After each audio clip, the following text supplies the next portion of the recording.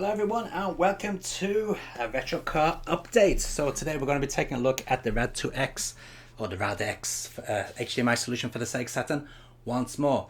Reason being that in the last video quite a few of you had some questions that you needed answering. So I'm going to do this video completely live, no editing whatsoever, so you can see there's no trickery involved. And we're going to be taking a look at a few different games. So first we're going to take a look at Bulk Slash. And the reason for taking a look at that is to see how the low pass filter acts on standard definition 3D games. We're going to take a look at Battle Graga, and that's to see how well the low pass filter and the HDMI looks on 2D games, standard resolution. Quite a few of you had questions about this. This is a Street Fighter 02 Dash. People wondered where's the dithering gun on the colored bars in the background. That should be there. So we're going to take a look at that. And also we're going to take a look at Dead or Alive 2. And that is to see the high resolution issues that upscan converters usually face. Basically, when you play a high resolution game on a device such as the FrameMeister or the Open Scan Converter, a lot of issues do appear, such as the screen blanking out and taking quite a while to come back on. But we're going to show you that that isn't really a problem with the RAD2X. Okay, so first thing we got to do is point the camera at the TV. And as I said, this is going to be completely live, so no editing whatsoever. So it's going to be very amateurish. Okay, so we can see the TV there. What I want to do is I want to make sure that that is in good position. It's good enough, and make sure that it is focused 100%. Alright, that is focused. Yes. Lights off. ISO value set so it doesn't move, and let's get into the first game. Okay, Dead or Alive 2.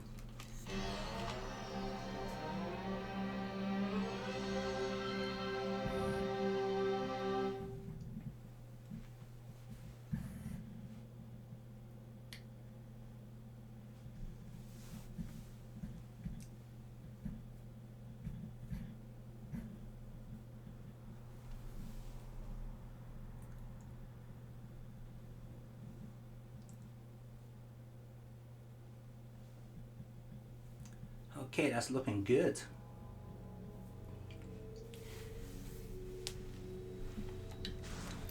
So as you can see, and as you should expect, the full motion video looks just as as it always will do. Really, it looks normal. Actually, that's not bad FMV for the Sega Saturn, is it? Okay, let's get into the game, and the first thing you'll notice is that it's a high resolution title screen, and yep, that came on perfectly fine.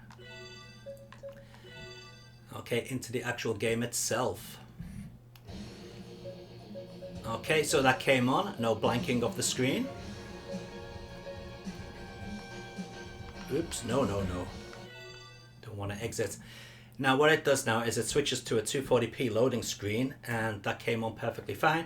But then it will switch back to the 480i image of the actual in-game screen, and as you can see, it's just blanked out, but a second later it's back on again. Now if you're using RGB through a FrameMeister or open source scan converter, it's going to blank out for a few seconds, and basically by the time it comes back on, the round has already started and the enemy has had a couple of punches thrown in your direction. Okay, so as you can see, this switches modes very quickly. Now something else I want to see now is the actual low pass filter. Okay, so let's zoom in a little bit. Okay, and let's get that back in focus.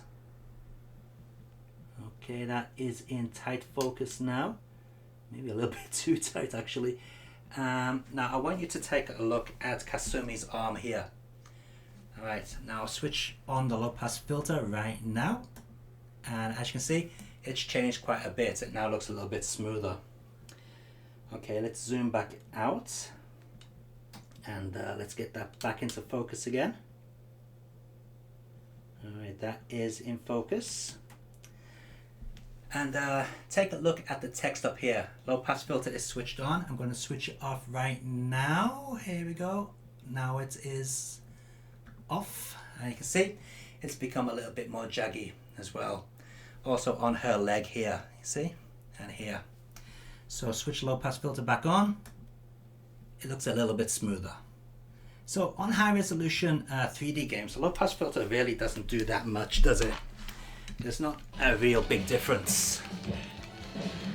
But you'd be surprised, on low resolution games, it does make quite a difference.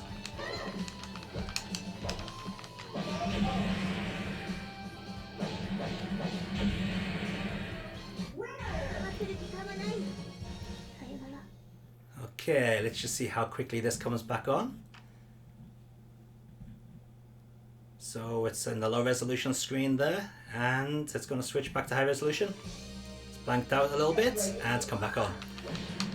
Alright, so of course, that also depends on how quickly your TV can change resolutions from one resolution to another.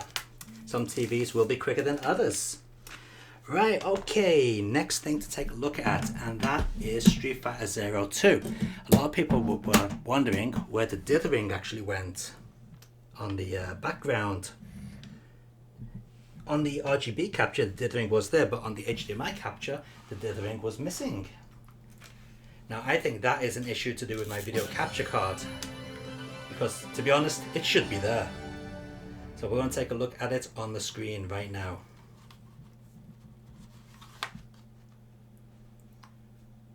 Right. Uh-oh, no battery left on the camera. I hope that holds out.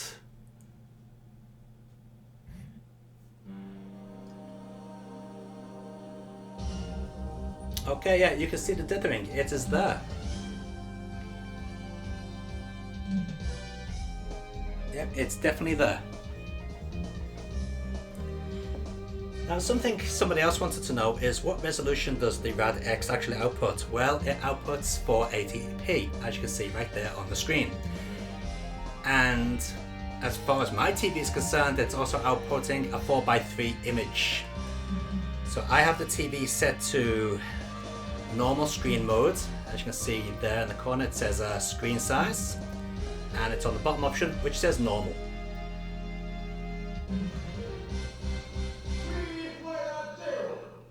Another issue somebody mentioned was the colors looked a bit warmer on Street Fighter Zero 2 using HDMI.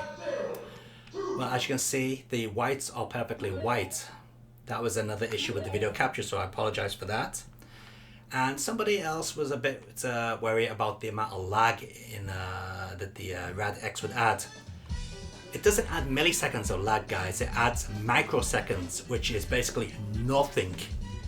Okay, so take a look here. Look, I'm going to do this in real time. Ready? Pushing right now, and now, and now.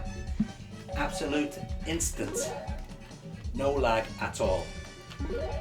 I mean, if there is lag, certainly can't tell it's there. And don't forget, we've also got the TV's lag to consider as well. But as you clearly saw, that was pretty much spot on.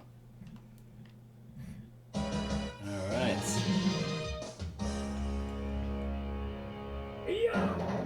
Round one, fight!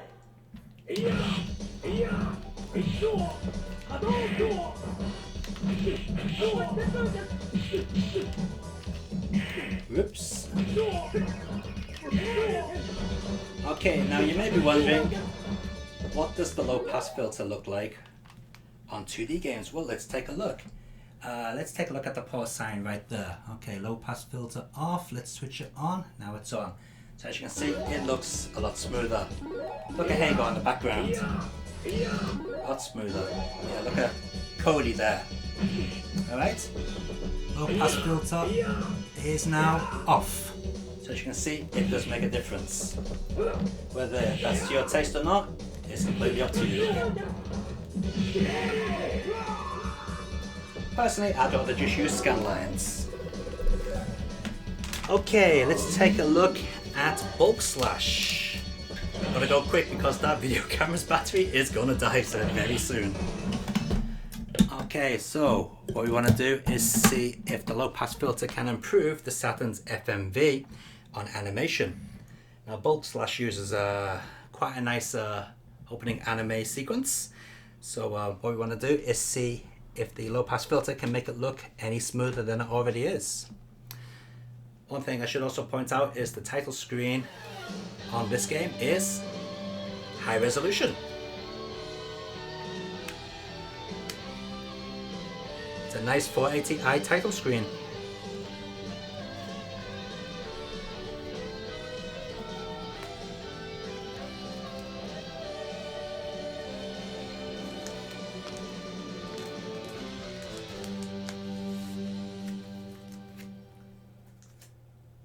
Okay, here we go with the opening anime intro.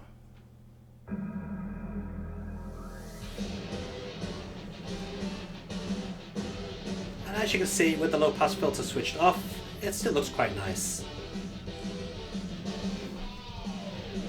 But let's switch on the low pass filter. Okay, low pass filter is going on now.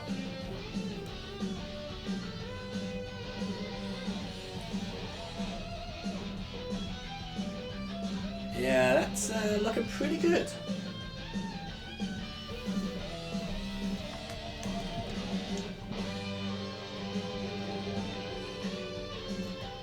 Okay, let's take a look at the title screen with the low pass filter switched on. You can see the now loading sign looks a bit blurry. Yeah, that still looks fairly decent. Okay, let's get into the game. This bit is all 480i as well, from what I remember. Okay, straight away we can see a bit of a smoothing going on there with the low pass filter. Just switch off the low pass filter. It's gone back to its usual blockiness.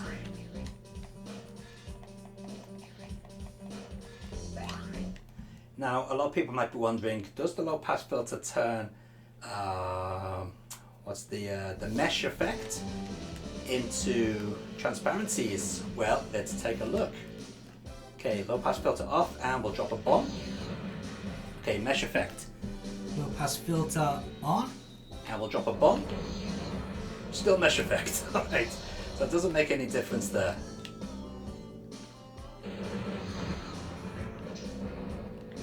No difference at all. But it does make the graphics look a little bit smoother.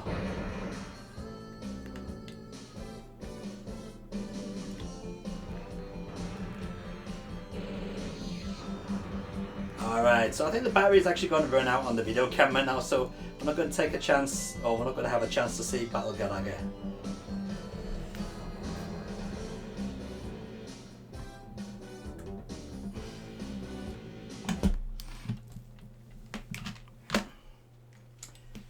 So guys, unfortunately the video camera's battery did run out of power. So yeah, not much I can do about that, unfortunately. Believe it or not, I actually filmed this video 3 bloody times. First time, the video camera wasn't recording. Second time, the mic wasn't recording. Third time, the battery ran out. Bloody hell. Anyway, if you have any more questions about the RAD2X, leave a question or comment in the comment section down below, and I'll get back to you as soon as I can. But hopefully I've answered quite a few of the questions about the color warmth, the missing dithering on Street Fighter 02, the effects of the low pass filter. As you can see, it does make a difference, especially on lower resolution games, not so much on high resolution games. And also we address the blanking issue, which is greatly reduced compared to running RGB through an upscan converter on a modern TV. Of course, using an actual CRT with RGB is the best solution, but let's face it guys, in this day and age not everyone has access to a CRT, and even people who do can kind of have small CRTs these days, not a nice big 32-inch one, which, let's face it, it's gonna weigh a ton and it takes up a lot of space. So anyway, yeah, I'll put a link in the video description of this video as well for the RAD2X HDMI adapter for the Sega Saturn. If you want to buy one, go ahead and buy one. If you don't want to buy one, don't buy one. It's up to you. Yeah, anyway, till next time guys, take it easy and enjoy your games. Bye.